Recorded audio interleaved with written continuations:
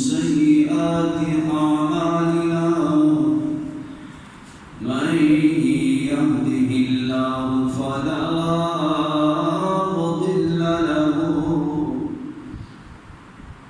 ومن يضلل فلا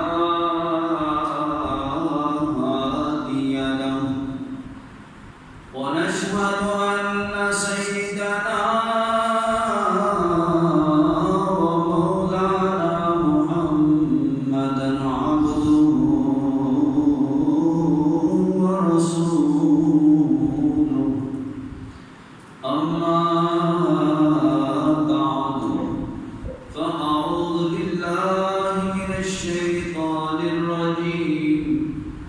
بسم الله الرحمن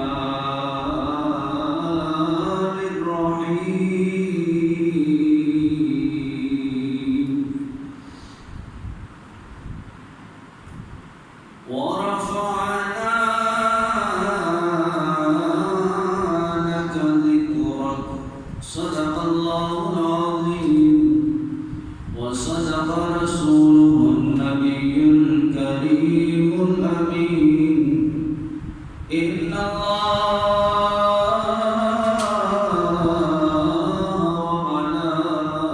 وملائكته يصلون على النبي يا أيها الذين آمنوا صلوا عليه وسلموا تسليما درود پاک بابت بلند پڑھیں الصلاة والسلام عليك يا سيدي يا رسول الله وعلى آلك وأصحابك يا سيدي يا حبيب الله الصلاة والسلام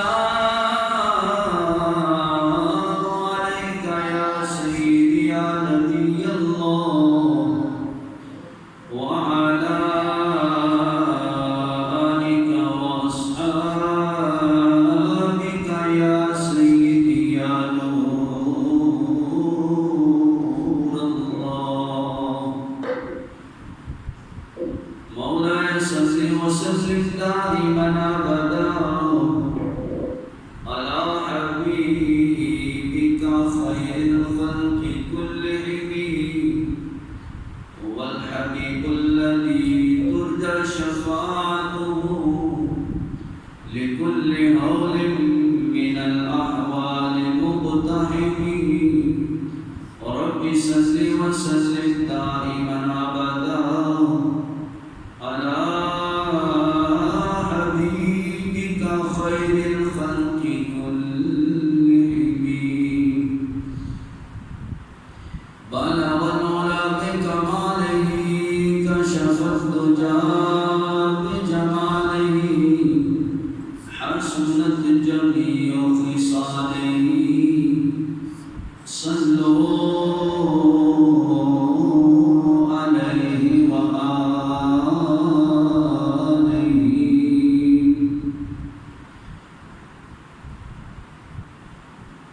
صلى الله على النبي الأمي وآله صلى الله عليه وسلم صلاة وسلام عليك يا سيدي يا سيدي يا مكي يا مدني يا ربي يا قرشي يا هاشم يا مطلبي يا رسول الله صلى الله تعالى عليك وسلم خالق کائنات جل جلالہ وعظم والہ وآدم برہانہ وأعظم شانہ کی حمد و ثنا اور اس کے پیارے حبیب حضور پرنور شافع یوم النشور دستگیر جہاں غمگسار زمان سید سروران حبیب قسام المرسلين شفيع المذنبين رحمة للعالمين جناب احمد مصطفى حضرت محمد مصطفى صلی اللہ تعالی علیہ وسلم کی بارگاہ میں ہدیہ درود و سلام عرض کرنے کے بعد رب کائنات جل شانہ کا بے حد فضل عظیم ہے کہ آج اللہ کی توفیق سے ہم سب دوست نماز جمعہ مبارک ادا کرنے کے لیے حاضر ہیں۔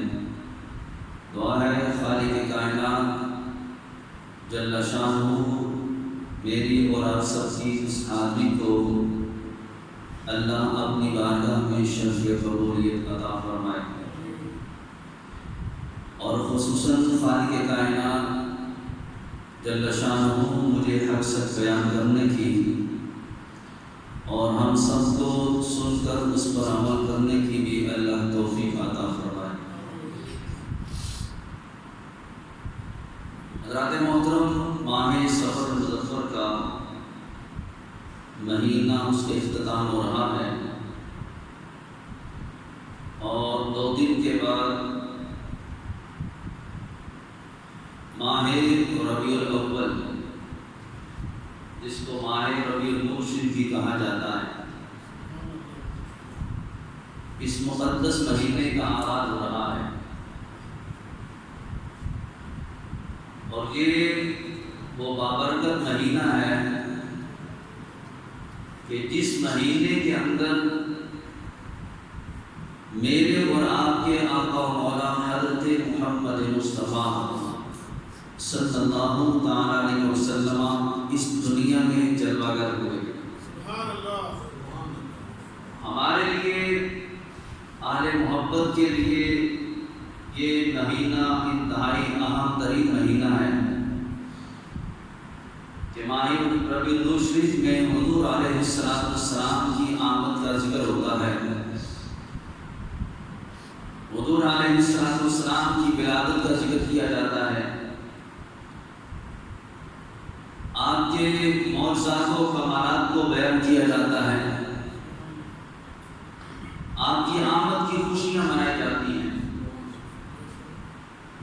گلی محلے مکانات شہر سجائے جاتے ہیں، اس وجہ سے کہ اس مہینے میں اللہ کے حبیب صلی اللہ علیہ وسلم دنیا میں جلوہ گر ہوئے۔ حضور علیہ السلام کی آمد کی وجہ سے اللہ نے کائنات کے اوپر جو احسان عظیم کیا ہے،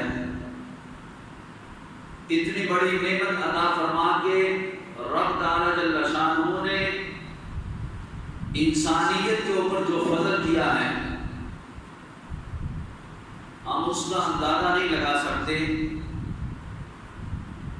لیکن اتنا ضرور ہے کہ اللہ نے اپنے محبوب علیہ السلام کی آمد کی وجہ سے ہمیں جو عزتیں عطا کی ہیں، ہمیں جو دوسری امتوں کے اوپر فضیلت عطا کی گئی، کائنات کے اندر بڑے بڑے لوگ آئے، کائنات میں بڑے بڑے عبادت گزار گزرے، بڑی بڑی لمبی عمریں پانے والے، اللہ نے ان تمام سے بڑھ کے جو اپنے محبوب علیہ السلام کی وجہ سے ہمیں فضیلت عطا کی ہے، اس کا ہم اندازہ نہیں لگا سکتے۔ بس ایک بات کر کے میں آگے گزروں گا کہ حضور علیہ السلام فرماتے ہیں اس وقت تک کوئی بھی کسی بھی نبی کی امت جنت میں داخل نہیں ہو سکتی جب تک میری امت جنت میں داخل نہ ہو جائے۔ سبحان اللہ۔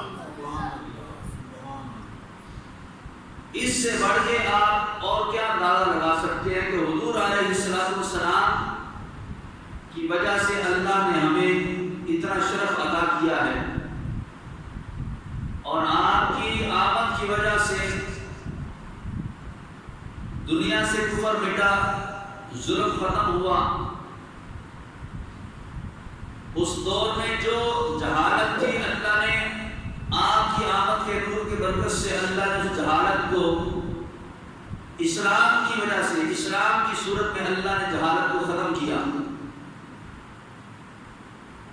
اور الحمدللہ یہ مہینہ 2 دن کے بعد اس کا آغاز ہو رہا ہے۔ انشاءاللہ تعالی اللہ نے چاہا تو اس مہینے میں بھی حضور علیہ السلام کا ذکر خیر، آپ کی آمد کے تذکرے انشاءاللہ تعالی ہم بیان کریں گے، اور ہمارا اصل میں مقصد بھی یہی ہے دنیا میں آنے کا کہ حضور علیہ السلام کی معرفت حاصل کریں، اور حضور علیہ السلام کی وجہ سے رب کی معرفت حاصل کی جائے۔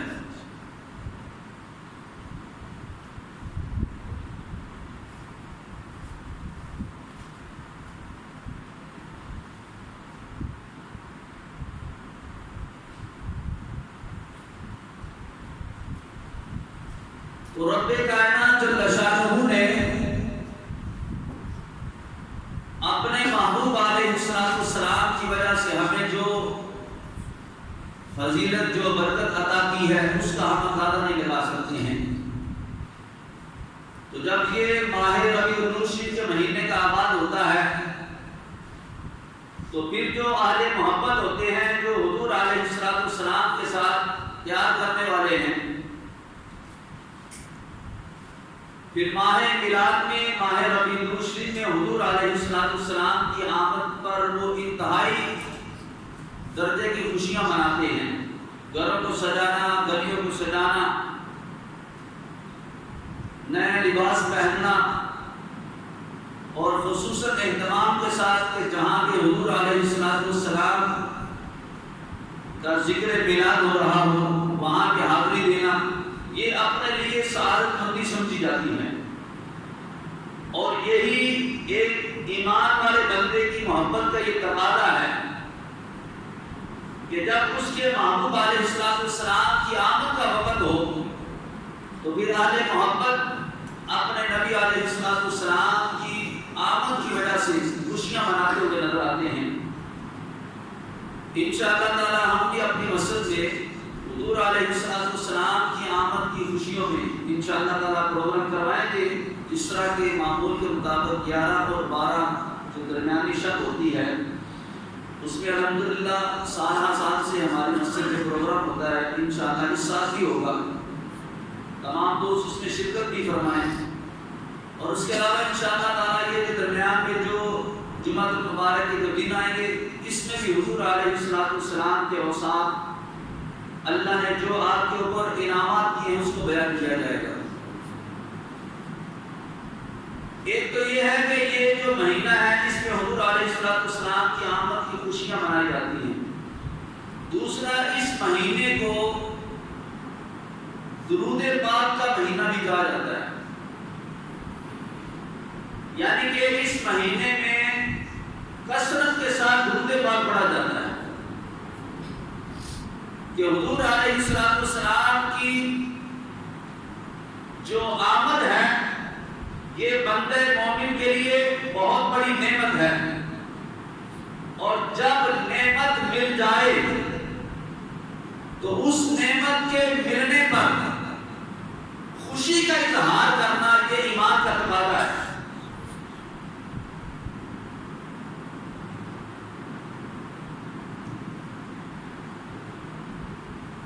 تو یہ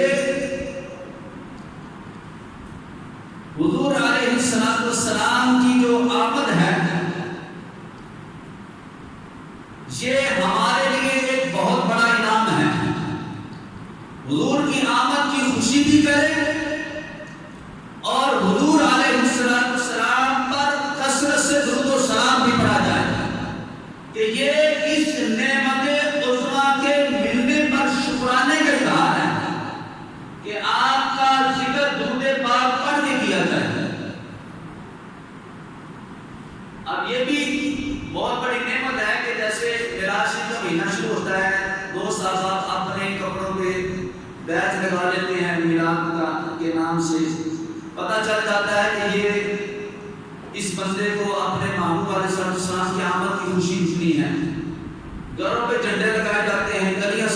رہی ہیں.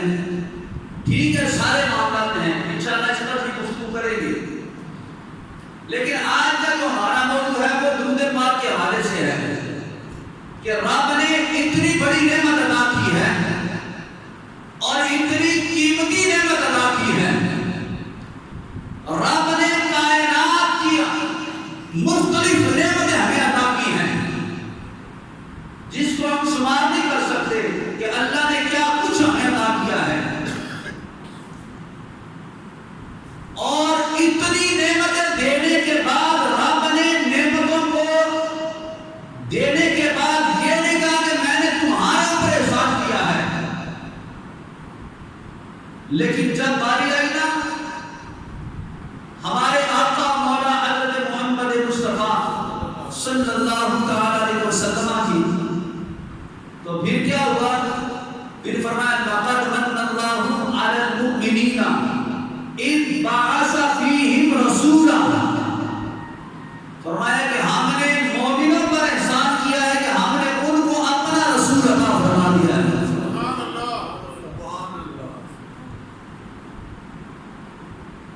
اس احسان پر انشاءاللہ ہم کلام کریں گے، لیکن توجہ کے ساتھ ذرا اب کائنات کے اندر بہت ساری نعمتیں عطا کی گئی ہمیں، اور رب نے نعمتیں دینے کے بعد جتایا نہیں کہ فلاں نعمت دی تو میرا احسان مانو، فلاں نعمت دی تو میرا احسان مانو، نہیں.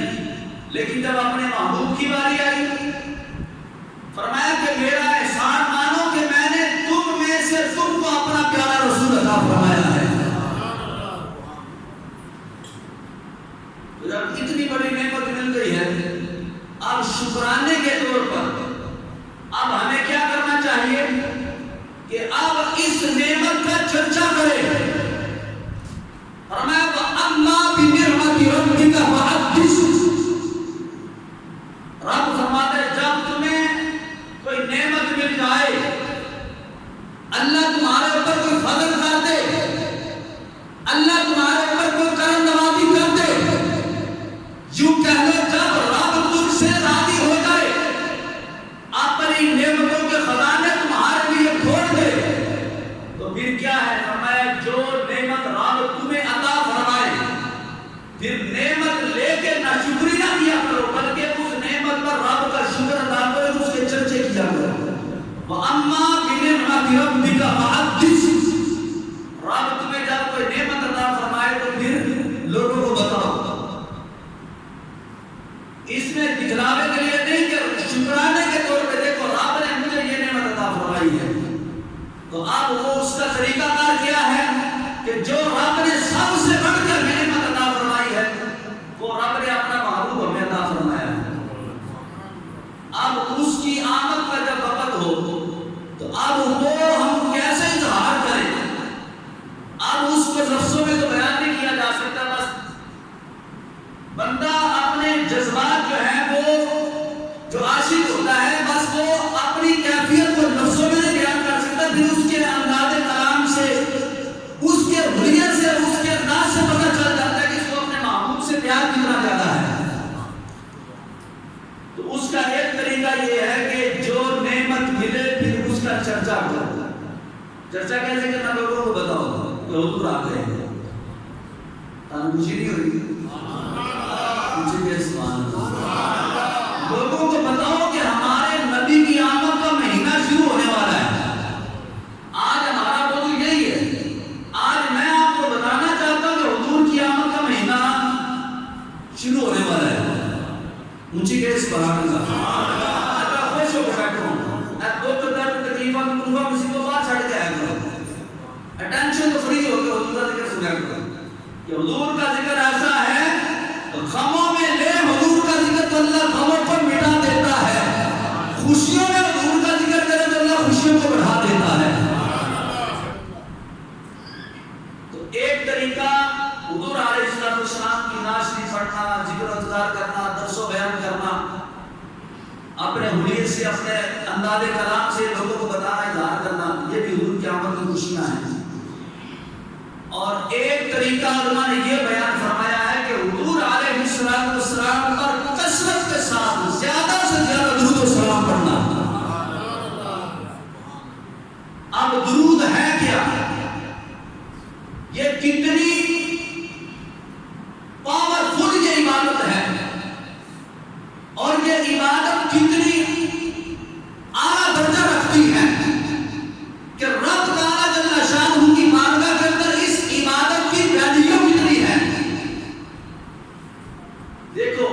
ہم مسلمان ہیں، مسلمان ہونے کے ناطے ہمارے اوپر مختلف عبادات فرض ہے کہ نماز بھی پڑھنی ہے، صحت ہے تو روزہ بھی رکھنا ہے، پیسے ہیں تو زکات بھی ادا کرنی ہے، اللہ توفیق عطا فرمائے سواری ہے تو حج بھی کرنا ہے، اس کے علاوہ اللہ علم عطا فرمائے تو قرآن بھی پڑھنا ہے، اللہ مال دے تو صدقہ خیرات بھی کرنا ہے، اپنے مسلمان بھائی بہنوں کے ساتھ حسن سلوک کے ساتھ پیش آنا ہے۔ ہمیں مختلف عبادت دی گئی اور پھر ان عبادت دینے کے بعد اس پر پابندیاں لگائی گئی۔ فجر کی نماز صبح پڑھ سکتے ہو، دوپہر کو نہیں پڑھ سکتے، پابندی لگا دی۔ جمعہ کی نماز ہر روز نہیں پڑھ سکتے، ہفتے کے بعد ایک دن آئے گا جمعہ کا، اسی دن جمعہ کی نماز ہوگی۔ زکات جو ہے وہ ہر روز ہر مہینے زکات نہیں دے سکتے، اس کے لیے سال گزرے گا پھر زکات ملے گی۔ ہر مہینے کعبے کا طواف کرتے رہو، اللہ حج کا ثواب دے عطا فرمائے گا۔ ایک دن رکھ دیا گیا، عرفات میں جاؤ، پھر وہاں پہ جا کے جناب علی قیام کرو، پھر وہاں سے جناب علی واپس پلٹو، پھر آ کے کعبے کا طواف کرو، نیت بھی ہو، احرام بھی ہو، دن بھی مقرر ہو، وقت بھی ہو، مقام بھی وہی ہو، تو پھر اللہ حج کا ثواب عطا فرماتا ہے۔ پابندیاں ہی پابندیاں ہیں، ہر عبادت پر رب نے پابندیاں لگائی ہیں۔ جو بھی کام کرنا ہے اس کے لیے پابندی ہے، قرآن پڑھنا ہے پابندی ہے، پہلے طہارت حاصل کرو، وضو کرو، نماز پڑھنی ہے پہلے طہارت حاصل کرو، وضو کرو، مسلمان مومن ہونا تمہارے لیے شرط ہے، جگہ کا پاک ہو، لباس کا پاک ہو، زمین کا پاک ہو، جسم کا پاک ہونا یہ لازم ہے۔ جو بھی عبادت لے لو، ہر عبادت کے اوپر جو ہے وہ رب نے پابندیاں لگا دی ہے، رب کے محبوب نے پابندیاں لگا دی ہیں۔ ایک عبادت ایسی ہے رب کو اتنی محبوب ہے، اتنی پیاری ہے، رب نے اس عبادت کے اوپر کسی قسم کی کوئی پابندی نہیں لگائی ہے۔ اونچی بول سبحان اللہ۔ اور پھر یہ عبادت کیسی ہے؟ توجہ ذرا، نماز کس کی پڑھی جاتی ہے؟ اللہ کے لیے۔ اور روزہ کس کے لیے رکھا جاتا ہے؟ اللہ کے لیے۔ قرآن کی تلاوت کس کے لیے کرتے ہیں؟ اللہ کے لیے۔ طواف کعبہ کس کے لیے کرتے ہیں؟ اللہ کے لیے کرتے ہیں۔ یعنی کہ جو بھی نیکی کرتے ہیں نیت یہی ہوتی ہے کہ اللہ تو راضی ہو جائے۔ فرمایا ان عبادت کو کر کے اگر تم مجھ سے مجھے راضی کرنا چاہتے ہو، فرمایا یہ عبادت اپنی جگہ پہ ہے، لیکن اس عبادت کی مجھے جان بتا دیتا ہوں، اگر وہ جان اس عبادت کے اندر پیدا ہو جائے تو فرمایا پھر نماز بھی قبول کروں گا، قرآن پڑھنا بھی قبول کروں گا، روزہ رکھنا بھی قبول کروں گا، طواف کرنا بھی قبول کر لوں گا، حج کرنا بھی تمہارا قبول کروں گا۔ یا اللہ وہ عبادت کیا ہے؟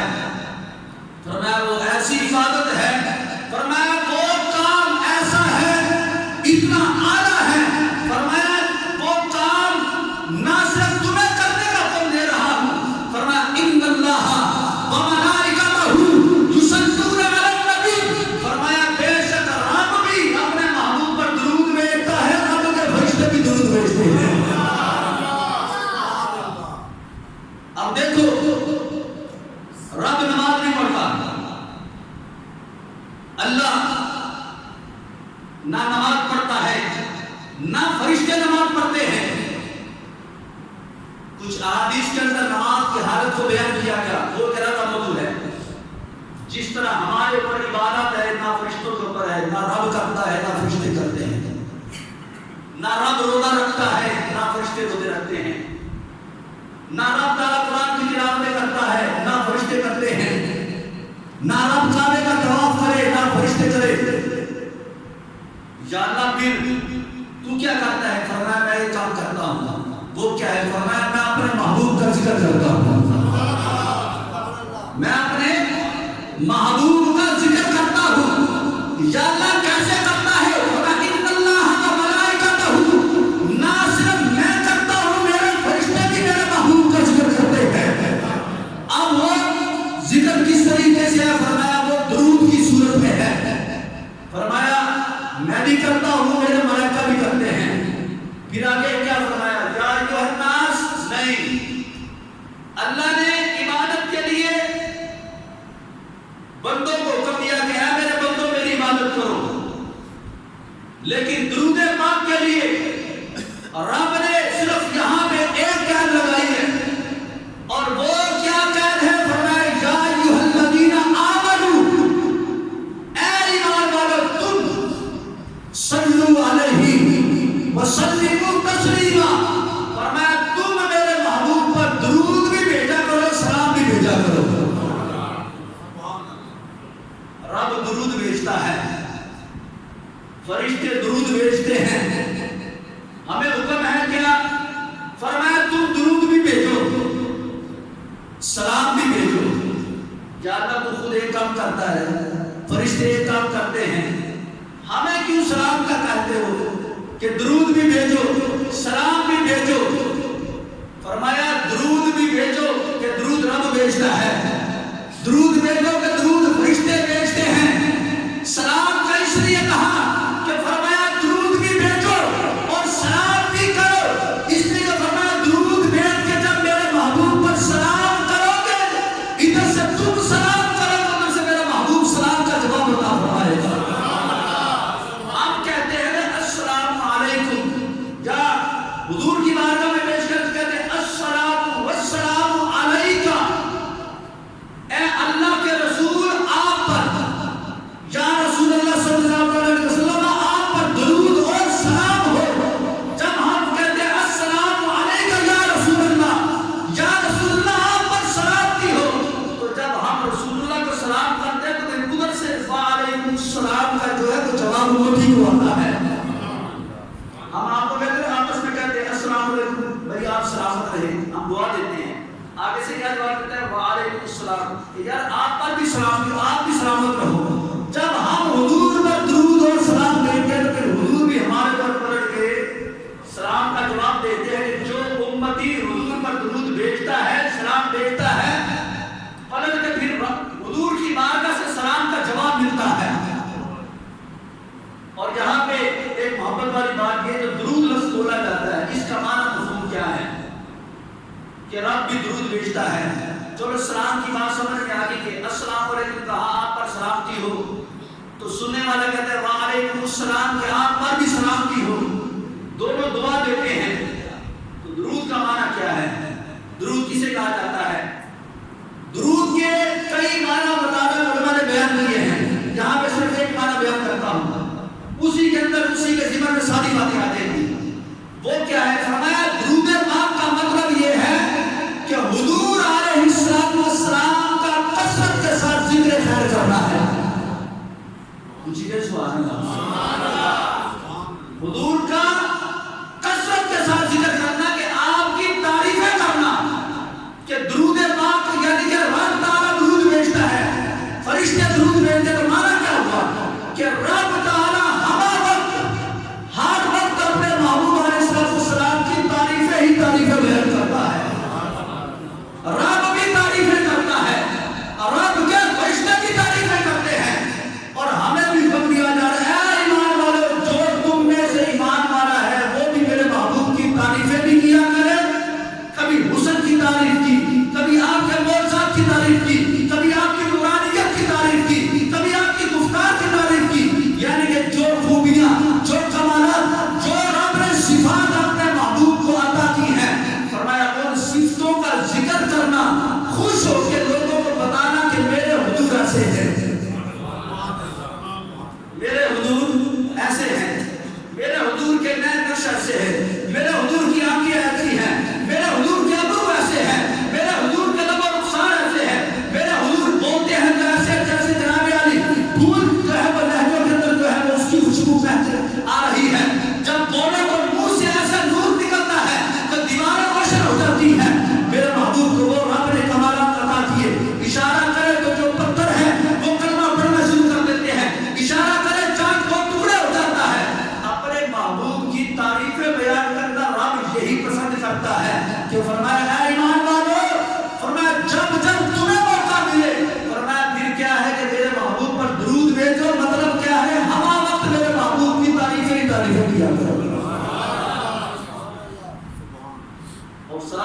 کا فائدہ کتنا ہے؟ ادھر سے ہم کہتے ہیں السلام علیکم یا رسول اللہ، ادھر سے امتی کا جواب ملتا ہے وعلیکم السلام یا امتی۔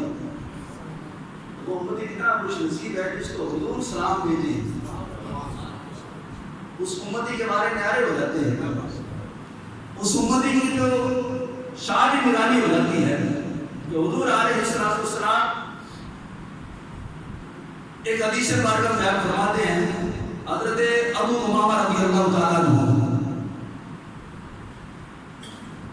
یہاں پہ بڑی لطف کی آپ نے بات بیان فرمائی ہے کہ رسول اللہ صلی اللہ علیہ وسلم آپ ارشاد فرماتے ہیں کہ اللہ تعالیٰ جل شانہ نے مجھ سے وعدہ کیا ہے کہ عہد ہو گیا رب کا اور رب کے محبوب کا۔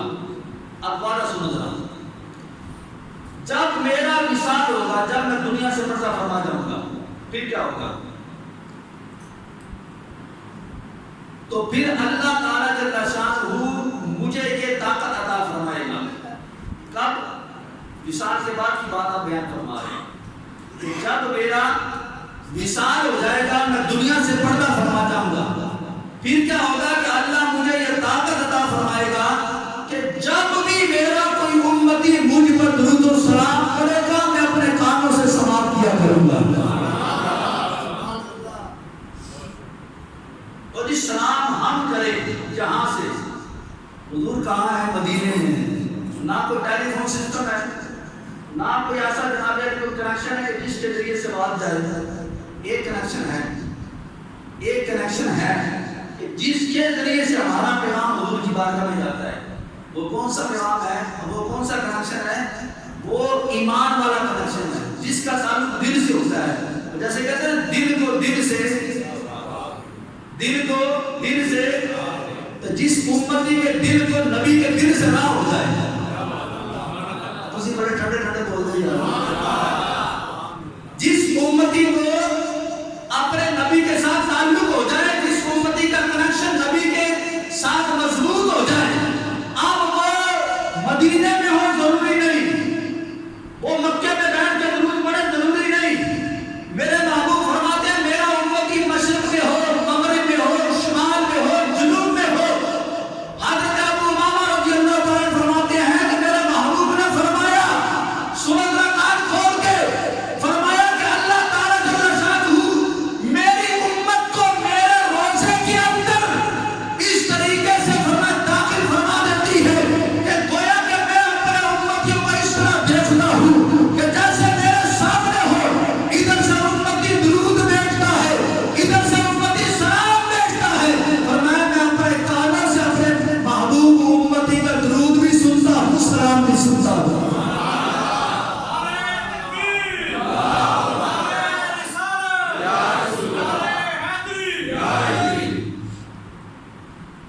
اب حضور علیہ السلام کیا فرماتے ہیں؟ فرمایا درود ایک مرتبہ بھیجتا ہے، اللہ رحمت اس پر 10 مرتبہ نازل فرماتا ہے، اللہ 10 مرتبہ رحمت نازل فرماتا ہے۔ اور ایک اور حدیث مبارکہ میں آتا ہے، نبی کریم علیہ السلام فرماتے ہیں کہ حضور علیہ السلام نے فرمایا کہ جب کوئی بندہ مجھ پر درود پاک پڑھتا ہے تو کیا ہوتا ہے کہ فرمایا کہ وہ فرشتہ جس کو رب نے تمام لوگوں کی آوازیں سننے کی طاقت عطا فرمائی ہے، وہ فرشتہ اس بندے کی آواز کو سن کے، اس کا درود سن کے میری بارگاہ میں آتا ہے اور آ کے پیش کرتا ہے، اور میں نے رب سے عہد لیا ہے۔ وہ کیا ہے؟ توجہ سے سننا ذرا محبت کے ساتھ۔ ہمارے آقا مولا صلی اللہ علیہ وسلم فرماتے ہیں جب کوئی بندہ میرے اوپر ایک مرتبہ درود بھیجتا ہے، کتنا مرتبہ جی؟ ایک مرتبہ درود بھیجتا ہے، میں نے رب سے عہد لیا ہے یا اللہ جو میرا امتی ایک مرتبہ مجھ پر درود بھیجے، یا اللہ تو اس بندے کے اوپر 10 مرتبہ درود بھیج۔ ایک مرتبہ ہم پڑھے اور 10 مرتبہ رب ہمارے اوپر درود بھیجے، وہ کیا ہے؟ اب ہم تو حضور پر درود بھیجے تو رب ہمارے اوپر درود، اس کا کیا معنی ہوگا؟ کہ درود کا ایک معنی یہ بھی ہے کہ اللہ کی رحمتیں نازل ہونا۔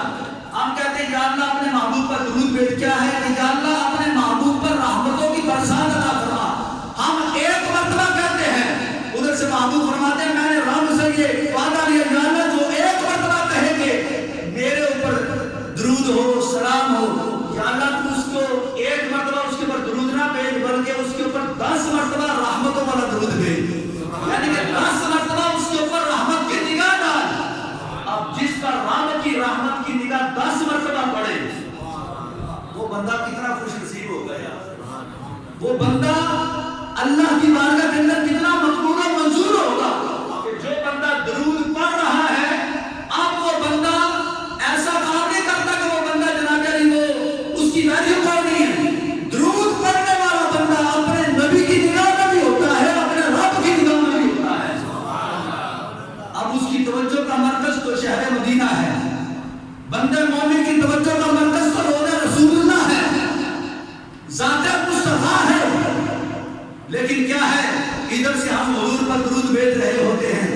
رب تعالیٰ اپنے محبوب سے جو وعدہ کیا ہے ہر درود پر رب تعالیٰ 10 مرتبہ درود بھیجتا ہے، یعنی کہ 10 رحمتیں نازل فرماتا ہے، اور پھر رحمتیں نہیں نازل ہوتی، فرمایا ایک مرتبہ درود بھیج رحمتیں 10 ملیں گی، اللہ 10 گناہوں کو مٹا دے گا اور پھر 10 نیکیاں بھی اللہ عطا فرمائے گا۔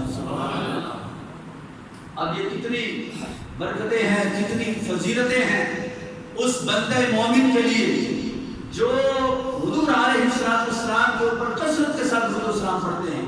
اور یہ ہماری خوش نصیبی ہے کہ اللہ نے ہمیں یہ توفیق عطا فرمائی ہے کہ ہم نماز پڑھنے لگتے ہیں، اذان دیتے ہیں تو پہلے درود پڑھتے ہیں، نماز پڑھ کے فارغ ہوئے، اذان پڑھ کے فارغ ہوئے، ابھی نماز میں وقت ہوتا ہے سنتے پڑھ لی تو پھر بیٹھ کے تسبیح لے کے بیٹھ گئے، پھر درود پاک پڑھ رہے ہوتے ہیں۔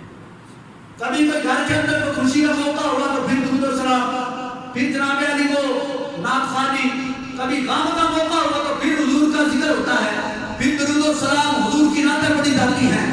یعنی کہ آپ جتنے بھی مراحل دیکھ لو ہر موقع میں کہیں نہ کہیں آپ کو ذکر مصطفیٰ نظر آئے گا۔ یہ ہماری خوش نصیبی ہے۔ اور کچھ لوگ یہاں پہ دلیلیں تلاش کرتے ہیں کہ ہمیں یہ ثابت کرو کہاں لکھا ہے۔ ہم یہ کہتے ہیں کہ کوئی ایک جگہ بتاؤ جہاں نہ لکھا ہو کہ درود پڑھنا منع ہے۔ قرآن میں جب رب نے فرما دیا کہ درود پڑھو، عبادت کے لیے وقت مقرر ہے، عبادت کے لیے جو فرضی عبادت ہے ان کے لیے پابندیاں ہیں۔ یہ درود ایک واحد عبادت ہے جس کو رب نے پابندی نہیں لگائی ہے۔ بندے نے وضو کیا یا نہیں کیا درود پاک پڑھے، بندہ اگر بالفرض بے غسل ہے، غسل نہیں کیا اس نے، پھر بھی اگر وہ ذکر کے طور پر درود پاک پڑھنا چاہے تو وہ پڑھ سکتا ہے، اس کو اجازت ہے، اذان کا جواب بھی دے سکتا ہے، وہ تسبیح بھی پڑھ سکتا ہے ذکر اللہ کی صورت میں۔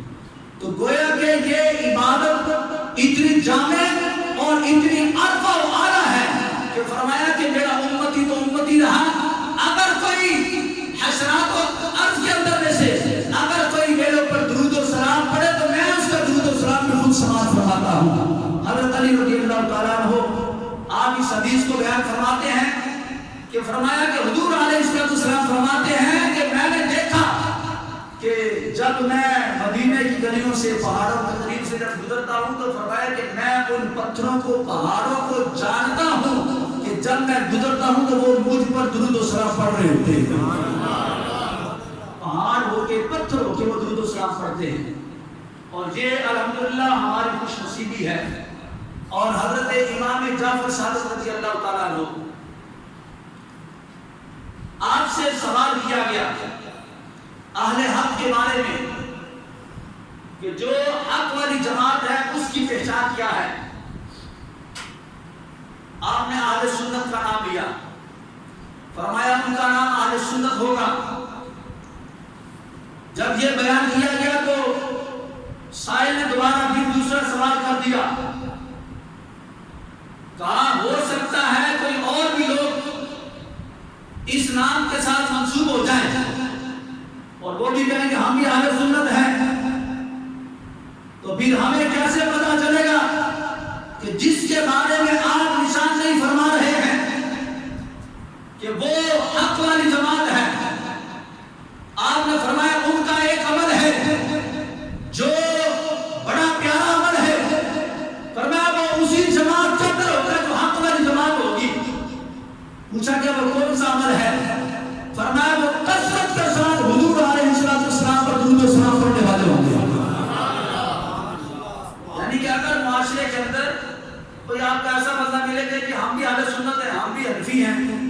سنی ہے،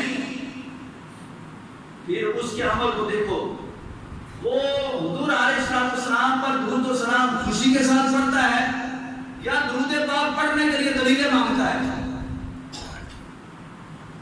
جو دلیلیں مانگے، جو کہے کہ جناب کہاں لکھا ہے، کس کتاب میں لکھا ہے، کون سا درود پڑھنا چاہیے، کیا یہ جو تم پر الصلوۃ والسلام علیکہ یا رسول اللہ پڑھنا یہ چاہے تو بتاؤ کون سی کتاب میں لکھا ہے؟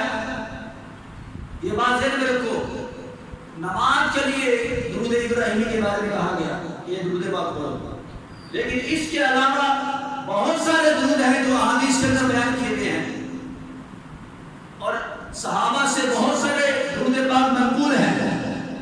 جیسے حضرت ابو ہریرہ رضی اللہ تعالیٰ عنہ فرماتے ہیں کہ جو بندہ جمعہ کے روز حضور علیہ السلام پر عصر کی نماز کے بعد 80 مرتبہ درود پاک پڑھے، اللہ 80 سالوں کے گناہوں کو مٹا دیتا ہے. اب پوچھا کہ وہ درود پاک کون سا ہے، تو فرمایا اللہم صلی علی محمد النبی امی وعلی آلہ وصحبہ وبارک وسلم علیہ. اب یہ درود ابراہیمی نہیں، دوسرا درود پاک ہے. اسی طریقے سے بہت سارے مقامات پر مختلف درود پاک بیان کیے گئے. تو درود کا معنی اگر آپ اس کو ذہن میں رکھیں تو پھر انشاءاللہ تعالیٰ غلطی نہیں کھائیں گے کہ درود کا معنی ہے کہ حضور علیہ السلام کی تعریفیں بیان کرنا. وہ درود آپ اپنے الفاظ میں بھی پڑھ سکتے ہیں تعریف کے انداز میں. مثال کے طور پہ آپ کو ایک نعت آتی ہے، بڑی مشہور نعت ہے. مثال کے طور پہ آپ کہتے ہیں سب سے اولا والا، آتا نہیں شعر آپ کو، سب سے اولا والا ہمارا نبی. آپ یہ کیا کہہ رہے ہیں؟ اس کا مطلب کیا ہے کہ ہمارے نبی جو ہے سب نبیوں سے، تمام کائنات والوں میں سے عرفہ والا ہے. یہی معنی بنانا. خلق سے اولیاء، اولیاء سے رسول، سب رسولوں سے اعلیٰ. اس کا کیا معنی ہے؟ خلق مطلب کیا؟ عام لوگ. ان عام لوگوں سے جو اعلیٰ ہیں وہ اولیاء ہیں، اولیاء میں سے جو اعلیٰ ہیں وہ اللہ کے رسول ہیں، اور رسولوں میں جو سب سے اعلیٰ ہے وہ ہمارا نبی.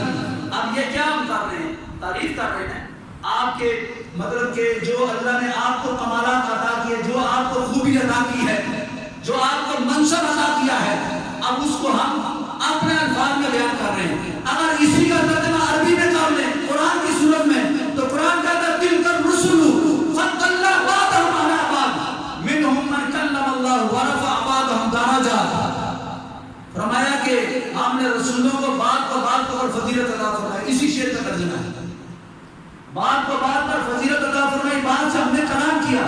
پھر فرمایا ورفع بعضهم درجات، بعض کو ہم نے ان سب میں سے بلند درجے عطا کیے.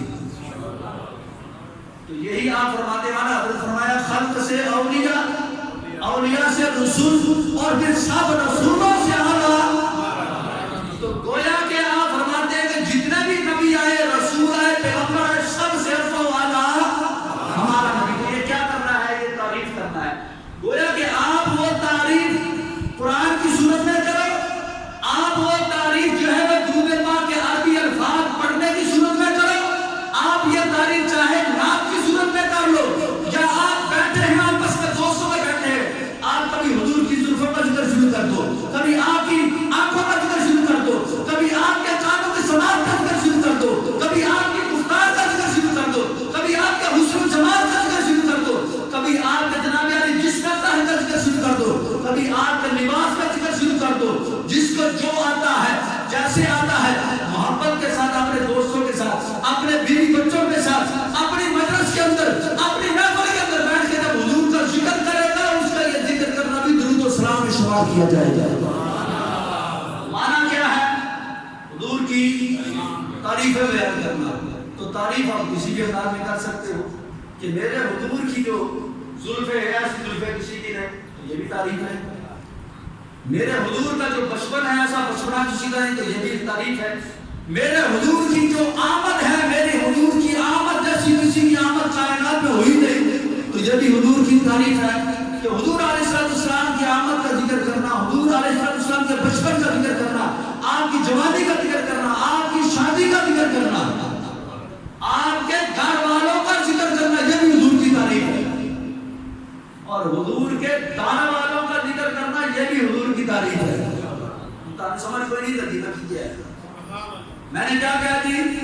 حضور کے گھر والوں کا ذکر کرنا بھی حضور کی تعریف ہے، اور حضور کے در والوں کا ذکر کرنا بھی حضور کی تعریف ہے۔ یہ سوکھا ترجمہ کرتے ہیں، ابو بکر کا ذکر کرنا بھی حضور کی تعریف ہے۔ پھر چپ کر کے بیٹھے اونچی کو سبحان اللہ۔ حضرت فاروق اعظم کا ذکر کرنا یہ بھی حضور کی تعریف ہے۔ حضرت عثمان علی کا ذکر کرنا یہ بھی حضور کی تعریف ہے۔ سوکھا بدی ترجمہ کر دیا جی اللہ نے ولیوں کی تعریف کر کے دے بھی حضور کا ذکر ہے۔ بے جس کو جو ملا ان سے ملا، بڑھتی ہے کائنات میں نعمت رسول اللہ کی، کائنات میں جس کو جو ملا ہے میرے محبوب کا صدقہ ملا ہے۔ تو داتا علی حجویری کو جو سخاوت ملی ہے کس سے ملی ہے؟ میرے محبوب کے در سے ملی ہے۔ تو گویا کہ داتا علی حجویری کی تعریف کرنا بھی حضور کی تعریف کرنا ہے، غوث پاک کی تعریف کرنا بھی، اور بولو تے صحیح تے جے تہاڈی تعریف کریے تے نہیں تسی ٹھنڈے ہو گئے، میں اپنی کر لینا۔ جب مسجد میں مولوی کی تعریف کریے تے میں تہاڈی نہیں کرنی، تسی چپ کر کے بیٹھ جائیے۔ اور بھائی حضور کی امت کی تعریف کرے تو حضور کی تعریف ہے، کیوں کہ جب فرمایا کہ کائنات کے اندر جب وہ قیامت جب قائم ہوگی، میں پہلے بیان کر چکا ہوں، فرمایا جب قیامت قائم ہوگی ساری مدد میدان میں لگی ہوگی، فرمایا سب سے پہلے جن کے لیے جنت کے دروازے کھلیں گے نا وہ حضور کی امت ہوگی۔ اب ہمیں یہ فضیلت کیوں دی گئی؟ آئے بعد میں جائیں جنت میں، پہلے وجہ کیا ہے؟ وہ ایک نیکی کرے تو ایک ثواب، ہمیں ایک نیکی کرے تو 10 نیکیاں۔ من جاء بالحسنۃ فلہ عشر امثالھا، فرمایا ایک کے بدلے میں 10 نیکیاں ملیں گی۔ وجہ کیا ہے؟ کیا زیادہ عبادت گزار ہے، زیادہ حسین و جمیل ہے، زیادہ لمبی عمر پائی؟ نہیں، صرف حضور کی وجہ سے۔ تو گویا کہ امت کی تعریف کرنا، حضور کی تعریف کرنا، بولو تو صحیح، آپ کی تعریف کرنا گویا کہ اور چھوٹا چھوٹا ترجمہ کرتے ہیں آپ ایسی کسی مذہب ہونا جی ابا جی کی تعریف کریے تھے بھی ابا جی امت شامل نہیں، اور امی ابو کی تعریف کریے تھے۔ اچھا چلو میں اور سوکھا کر دیا، میں منہ تھلے کر رہا ہوں، تسی اپنے کا ترجمہ کر لینا جی بیوی کی تعریف کریے تھے۔ ہاں جی جی بیوی کی تعریف کریے تھے بھی حضور کا صدقہ ہے، اللہ کی عزت کی قسم ہے۔ اللہ قرآن میں بیان فرماتا ہے، وہ بھی ترجمہ سنو قرآن کی صورت سے، الخبیثات للخبیثین والخبیثون للخبیثات۔ یہ جڑے گندے نا انہاں واسطے گندیاں نے، تے جڑیاں گندیاں نے انہاں واسطے گندے نے۔ والطیبات للطیبین والطیبون للطیبات، فرمایا جڑے چنگے نے انہاں واسطے چنگیاں نے۔ اونتے کہا تے سبحان اللہ۔ ایک گل میری گھر تک ضرور سنانا جا کے، تے جڑیاں چنگیاں نے انہاں واسطے چنگیاں واسطے چنگیاں تے چنگیاں واسطے یعنی کہ نیکاں واسطے نیک بیبیاں تے نیک بیبیاں واسطے نیک مرد۔ تے تانوں مبارک ہوئے جڑی امت چ تسی ہو، تہاڈے ورگا تے نیک اللہ نے پہلی امت وچ کوئی ایک بھی نہیں پیدا کیتا۔ اچھی آپ سبحان اللہ۔ پھر ماننا پڑے گا بیوی نے حسن کی تعریف کرنا بھی اس محبوب کی تعریف کرنا ہے۔ تے جے استاد سامنے آ جائے تو استاد کی تعریف کرنا بھی، جے پیر آ جائے سامنے تے پیر کی تعریف کرنا بھی۔ بس ہن چلنا کہ میں کھولی جمع سے بہت دور نکل گئے۔ گویا کہ کائنات کو جو کچھ ملا ہے حضور کا صدقہ ملا ہے۔ کائنات کے اندر جو رنگینیاں، جو خوبصورتیاں، جو بہاریں، جو حسن و جمال ہے، یہ سب حضور کا صدقہ ہے۔ اگر وہ نہ ہوتے نہ کائنات ہوتی، نہ زمین، نہ زمان، نہ فرش، نہ عرش، نہ لوح، نہ کرسی، نہ قلم، نہ رب تعالیٰ اپنا آپ ہونا ظاہر کرتا اگر ہمارے محبوب علیہ السلام کی ذات مبارکہ نہ ہوتی۔ اللہ تعالیٰ ہم سب کو حضور علیہ السلام کے ساتھ پکی اور سچی محبت کرنے کے اللہ توفیق عطا فرمائے۔ آمین بجاہ نبی صلی اللہ علیہ وسلم۔